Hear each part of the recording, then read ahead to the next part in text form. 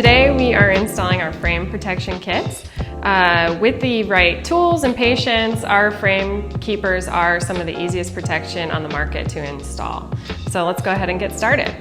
You want to make sure to start with a very, very clean bike. I'm not talking your average post-ride clean, I am talking a deep, deep clean. So get in there with a toothbrush, cotton swabs, whatever you've got, and get really clean. Grab the isopropyl alcohol packets that were in your kit and go through all of your tubes again, just with some isopropyl alcohol to make sure there's no dirt or grime. Now that we have a clean bike, we're gonna go ahead and trim all of our pieces to size. Our frame keepers are made for extra large frames, so almost always they need to be trimmed down to size. So we're gonna go ahead and just position, without peeling the backing off, just go ahead and position all of your pieces on your tubes and go ahead and mark them.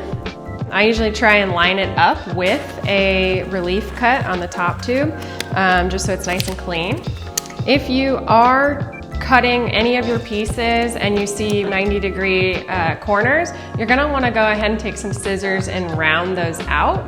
It's gonna help your frame keeper stay a little bit better over time and just help for better adhesion. So sometimes if you have logos that you don't want covered by the frame protection, for instance on the lower side of the top tube or maybe right here on the side of the down tube, you're going to want to go ahead and trim a little bit of the sides off too.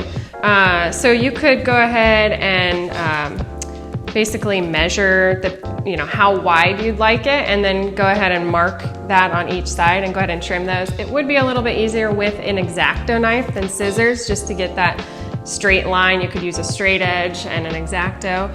All right, now that we have all of our pieces cut to size, we're gonna go ahead and start the install. If this is your first time installing frame protection or you're not feeling super confident, I would recommend starting with a chainstay or seat stay piece. It's a little less obvious if you hit some bubbles or have a little issue.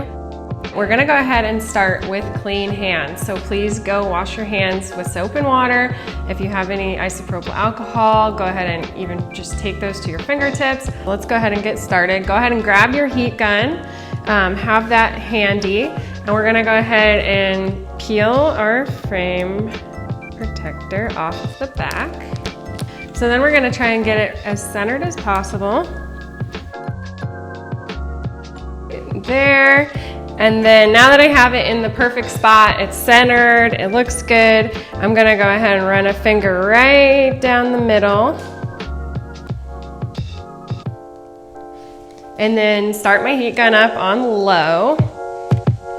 And go ahead and start tacking from the middle to the outsides.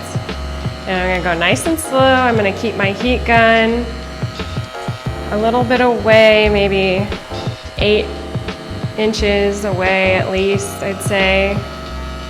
There's no need to blast it with heat.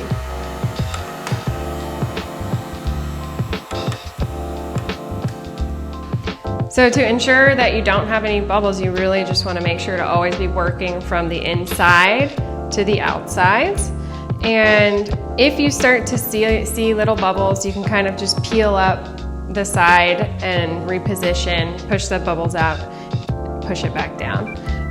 You will see these tiny, tiny little micro bubbles when you first install it. And it's kind of like when you get your car, when your car window's tinted, they say to just sit it in the sun for 24 hours. Those will start to go away as the frame keeper outgasses a little bit on your frame. So don't freak out if you see these little tiny bubbles. So once you do your down tube, the easiest way I find is to just take your bike off the stand, go ahead and flip it on its handlebars, and it's much easier to line everything up that way for the down tube. Thanks for taking the time to watch this install video. Now please go take your time when you install your frame keeper. The longer you take, the more patience you have, the cleaner your bike is, the better the frame keeper will last in the end.